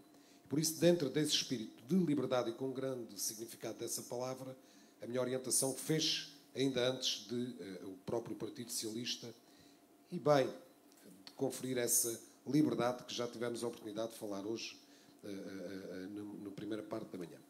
Mas, por outro lado, há aqui uma palavra também que me é cara, e que está aqui também uma das primeiras orientações da minha consciência política, que é causas. Ana Gomes preconizou historicamente, na minha geração, um grande combate de causas e que me fez despertar, se calhar pela primeira vez nessa consciência política, nessa palavra ou nesse grande movimento, foi precisamente a causa por autodeterminação, Timor. E talvez aí tenha sido, se calhar, o primeiro grande movimento em mim mesmo e de uma geração que pertenço, precisamente esse espaço de intervenção que a geração que tive o prazer de viver enquanto juventude, de incómodo precisamente com essa questão internacional. E Ana Gomes fez-nos esse favor, nos agitar e de nos colocar causas. Mas Ana Gomes é mesmo nesse espectro também de juventude que espero que venha um recapitular de causas para uma nova juventude. E hoje tive a oportunidade de utilizar essa expressão e vou repeti-la aqui em público. Os jovens não estão aliados da vida política, nem da vida pública, nem da vida das causas. Nós é que estamos aliados das causas deles, da intervenção que eles querem fazer e que estão disponíveis. Ou seja, o mal não é deles, o mal é nosso. Eles têm pensamento político, têm o deles. Quem está fora do pensamento político deles somos nós.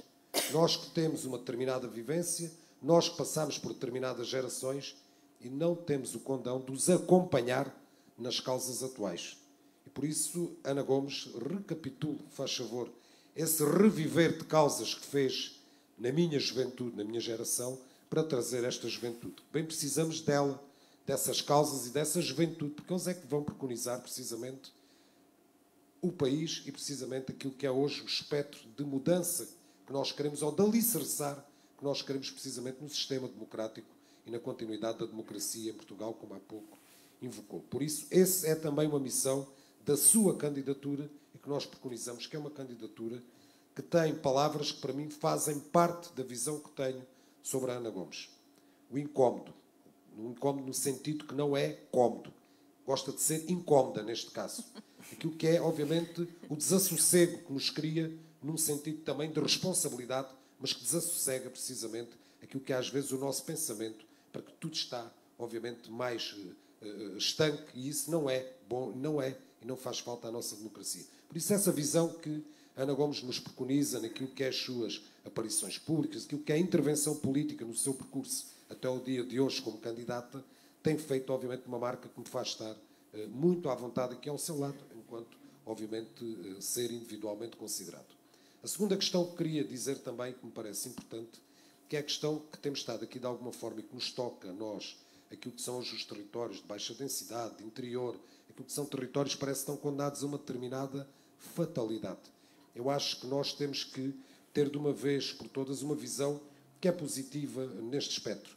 Eu acho que o Baixo Alentejo, sobretudo e esta região do interior, tem hoje um caminho de esperança e que nós temos que ajudar a trilhar. Está com dores de crescimento também, porque a região está a crescer de uma forma que nós concordamos em determinados pontos de vista e que nós, obviamente, estaremos incomodados, obviamente, sobre alguns também determinados setores, ou pelo menos sobre alguns temas. Mas é esta visão de esperança que eu acho que a região do interior e que o Baixo Alentejo tem e que nos confere hoje, que nos faz ainda mais ser resilientes, como agora está tanto em voga, eu diria que nos faz ser mais corajosos e ser mais teimosos para nos manter neste território e aqui continuarmos, obviamente, a nossa visão de comunidade coletiva e aquilo que nós queremos, que é um progresso, obviamente, instalado nessa região. E para isso é importante que nós, de uma vez por todas, façamos aquilo que nós, de alguma forma, temos que conseguir planificar no país, mas também na região, porque também nos cabe a nós o desenvolvimento da região, não é os outros. Isso é um defeito que nós persistimos em Portugal. É que o nosso mal não é feito por nós, o nosso mal é feito por os outros, eles, né? Como nós costumamos dizer. E a região tem, obviamente, uma marca e tem feito um percurso que, neste momento, nos coloca aqui num patamar de desenvolvimento que temos que continuar a trilhar, mas que temos, obviamente, que fazer aquilo que hoje, já ouvi aqui alguns alertas que são, obviamente, patenteáveis nos dias de hoje, é que a região tem que continuar um caminho de progresso, porque foi isto que nós lutámos durante décadas.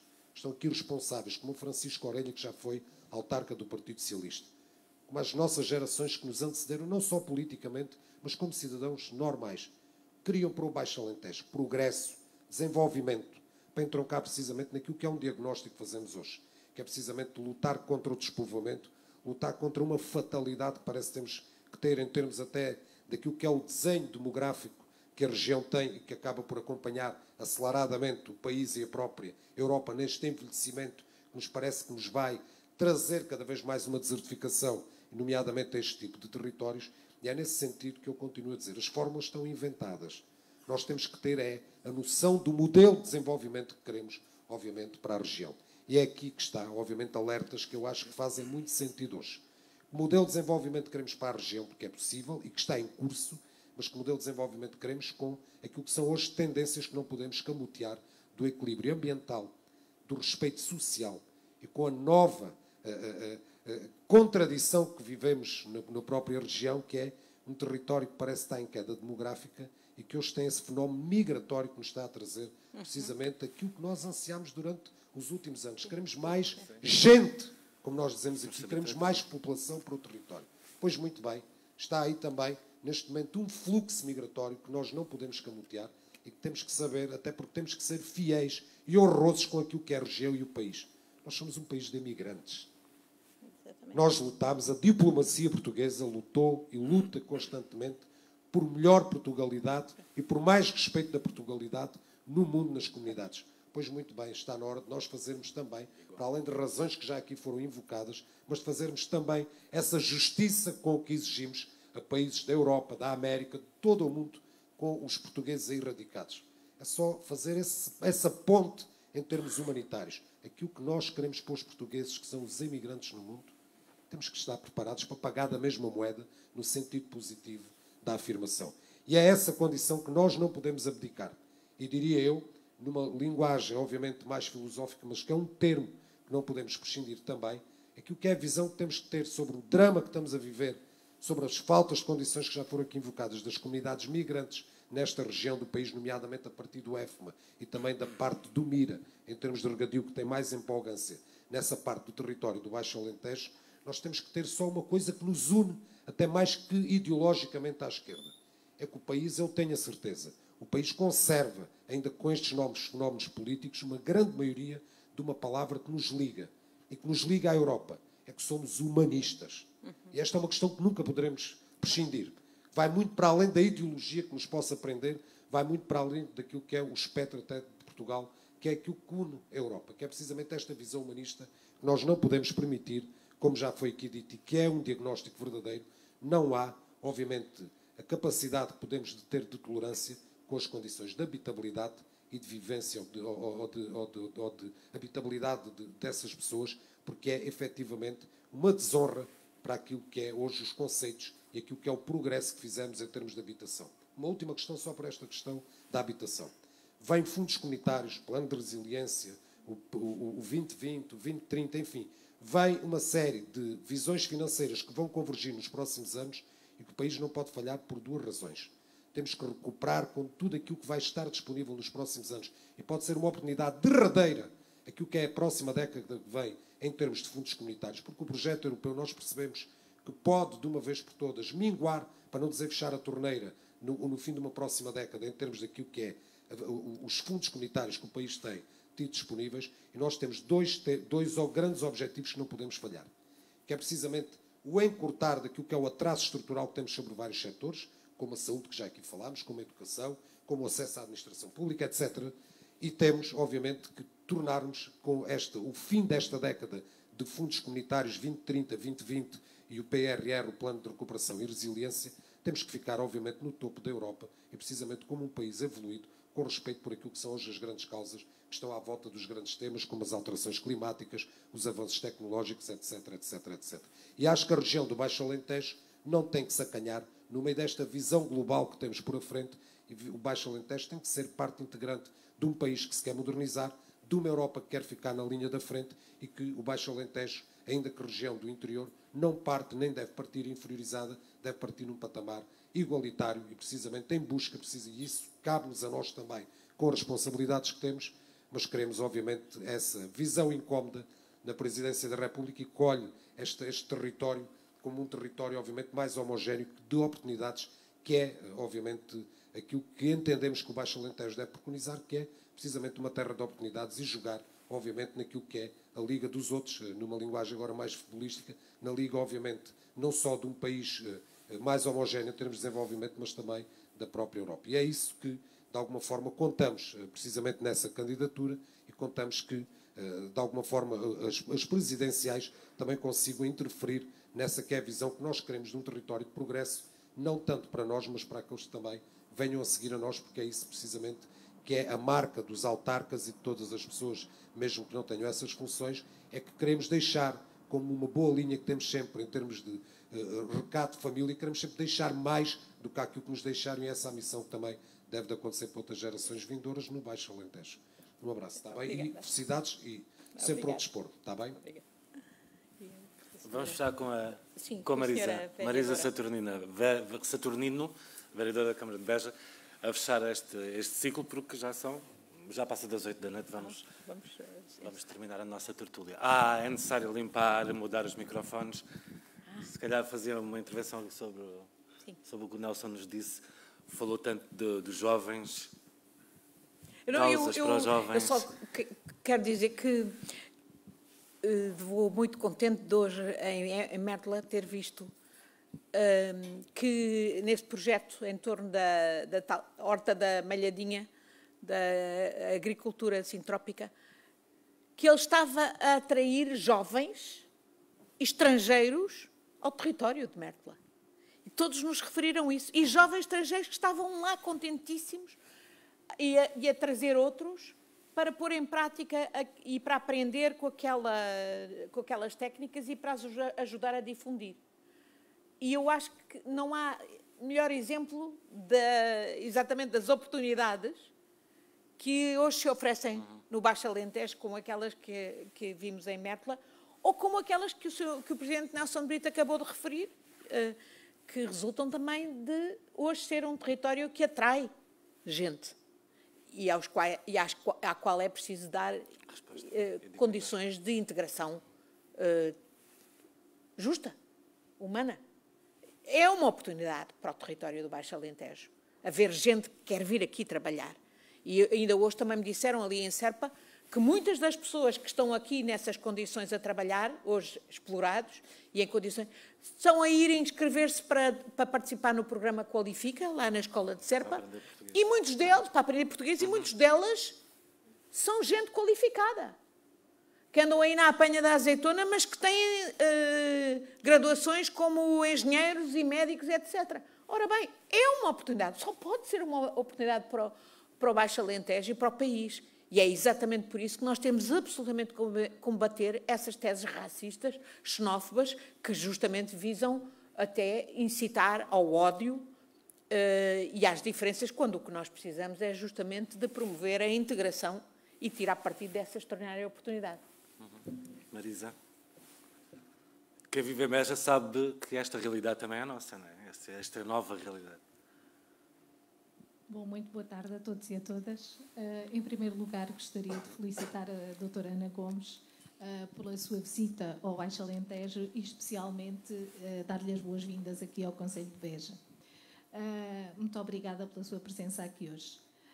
Depois, muitas questões já foram aqui elencadas relativamente a este território, portanto, eu não vou estar aqui a repetir, também dado o avançado da hora.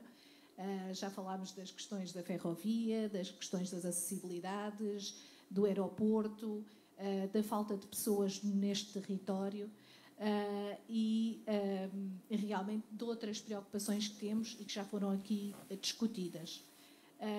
No entanto, para o debate final, eu gostava de deixar-lhe apenas uma questão e que se prende também, para além com tudo aquilo que já conhecemos da Ana Gomes, enquanto a pessoa e política e todo o percurso que tem feito, um percurso de referência, sobretudo para as mulheres.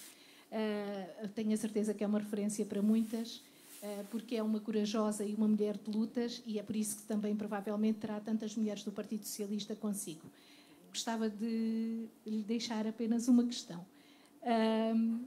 Como é que a Ana Gomes se define perante a conjuntura atual e tudo aquilo que pensa e tem pensado para o país caso ganhe as eleições presidenciais e o que é que tem que os outros candidatos não têm?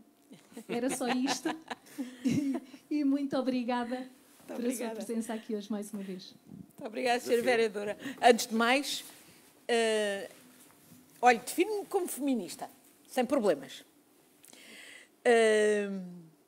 E ser feminista e, por exemplo, ter sempre dentro do Partido Socialista promovido a participação das mulheres e a promoção das mulheres a lugares de direção e a paridade, e acho que é uma das coisas em que eu tenho muito orgulho na ação do Partido Socialista, foi de fazer a diferença para o país em termos da participação paritária. Mas muito mais há a fazer. E acho que justamente neste momento, eleger uma mulher para a presidência da República tem também esse aspecto que é para além do simbólico, que pode fazer a diferença no sentido de encorajar hoje imensas mulheres que temos qualificadíssimas em todos os setores da vida pública e da economia, mas encorajá-las a afoitarem-se a ir para lugares de direção. Faz toda a diferença. E hoje sabemos que muitos dos problemas não estão apenas não estão na lei, mas estão na prática. Estão nos chamados tetos de vidro. às vezes alguns deles nas cabeças das próprias mulheres, até porque têm outras solicitações e não estão para se envolver em coisas que são feitas à moda dos homens. Mas, no entanto, a visão delas, que não é melhor nem pior do que os dos homens, é absolutamente necessária para resolver os problemas. E, portanto, esta é a altura em que nós temos absolutamente que fazer a diferença para chamar as mulheres. Eu, quando vim para a política, foi justamente depois desse período do meu cargo diplomático em Jakarta, por Timor e pelas relações de Portugal com a Indonésia, que as fui reabrir, foi muito também para encorajar as mulheres, porque justamente como eu tinha aquela intervenção na televisão para explicar o processo de Timor, depois recebi uma avalanche de cartas de jovens do nosso país, mulheres, a perguntar como é que era isso da diplomacia, Itália, e foi uma das razões porque eu decidi, percebi que de alguma maneira estava a ser inspiradora para muitas jovens mulheres, que nunca tinham pensado, por exemplo, na diplomacia, que é uma função eminentemente política, não é partidária, mas é política. E, portanto, percebi que eu tinha que me chegar à frente e que queria, eu devo dizer que das coisas mais compensadoras que há para mim na minha vida pública é chegarem-se à minha beira mulheres e socialistas e dizerem que entraram e que decidiram afoitar-se exatamente inspiradas por mim. E tem-me acontecido várias vezes em vários pontos do país. E, portanto, acho que essa é também uma ambição que eu tenho. É também uma das razões por que me candidato, e, felizmente, já não é a primeira vez que temos candidatas à presidência da República, mas eu acho que posso fazer a diferença. E acredito verdadeiramente que posso fazer a diferença na presidência da República porque tenho uma história de vida, um percurso profissional e pessoal privilegiado, porque eu tenho a consciência, eu sou um produto da escola pública portuguesa. Eu sou um produto da escola pública portuguesa. E sou um produto da administração pública portuguesa. E servi o país lá fora, acho que servi bem, e acho que eu posso servir cá dentro, e acho que tenho servido bem cá dentro, tenho servido a democracia portuguesa. Incomodando, se calhar, algumas pessoas, mas faz parte do serviço público. E acho que, com a vivência, com a experiência que eu tenho, na Presidência da República, nesta fase, eu posso fazer uma diferença. Não apenas pelas mulheres do nosso país, mas por todo o país, exatamente com o empenhamento por estas questões que hoje aqui estivemos a discutir, que dizem respeito aqui ao território do Baixo Alentejo, mas que dizem respeito, no fundo, ao conjunto da nossa sociedade. E onde é preciso que haja uma intervenção leal, franca, em articulação com o Governo, mas uma intervenção que não seja meramente de representação institucional, que esteja no terreno, que vá ao terreno falar com as pessoas, vá conhecer os problemas, vá dar força a quem está no terreno a lutar por objetivos que são da maior importância para todos. E pronto, é assim que eu me defino, é por isso que eu me candidato. É a pensar em todos nós, portugueses e portuguesas, a pensar na diferença que as mulheres, que a intervenção das mulheres a todos os níveis de decisão pode fazer no nosso país, como a nível global. Hoje temos uma conjuntura em que vamos ter pela primeira vez uma mulher vice-presidente dos Estados Unidos, onde temos uma mulher presidente da Comissão Europeia, pela primeira vez. Porquê é que uma portuguesa presidente da República não pode fazer uma grande diferença? Pode. Pelo país, por todas as sensibilidades neste país e pelos jovens. E pelos jovens, porque eu acredito absolutamente que um país que não dá horizontes aos jovens é um país condenado, não tem horizontes. E nós precisamos absolutamente de políticas que deem oportunidades aos jovens hoje, aqui. E é por isso que eu aqui estou, e é por isso que, usando dos meios, por exemplo, digitais, que a pandemia também nos impõe, eu procuro, sobretudo, chegar aos jovens. E inspirar os jovens e aprender com os jovens. E essa foi uma das grandes, um dos grandes enriquecimentos que eu levo deste dia hoje aqui no Baixo Alentejo. É que muitos dos meus interlocutores eram jovens. Eram jovens que acreditam no futuro desta região e deste país e das terras por onde eu passei. E, portanto, isso faz toda a diferença e nós não nos podemos desapontar e não nos podemos, como dizia o Sr. Presidente de Barrancos, não podemos estar a investir neles e depois descartá-los e não lhes dar horizontes. Aqui, agora. É por isso que eu me candidato. Muito obrigada por esta magnífica discussão. Muito obrigada. Então, antes de terminarmos, relembrar só que vamos precisar de mais homens e de mais mulheres junto a esta candidatura. Por isso, assinar a propositura no final desta sessão é muito importante. E trazer mais 5 amigos a fazer o mesmo. Eu ia fazer esse convite. Se cada um de nós levasse 5, 10 proposituras hoje para casa, talvez nos próximos dias nos pudessem fazer chegar... E atenção, são só mais 2 ou 3 semanas.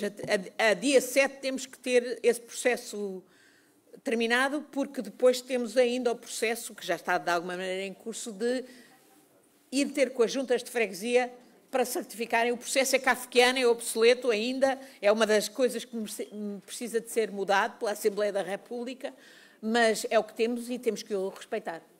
Voltaremos a ver-nos em Beja. Antes de 24 de janeiro. Sim, com certeza. Está prometido. Obrigado a todos. Boa noite. Muito obrigada.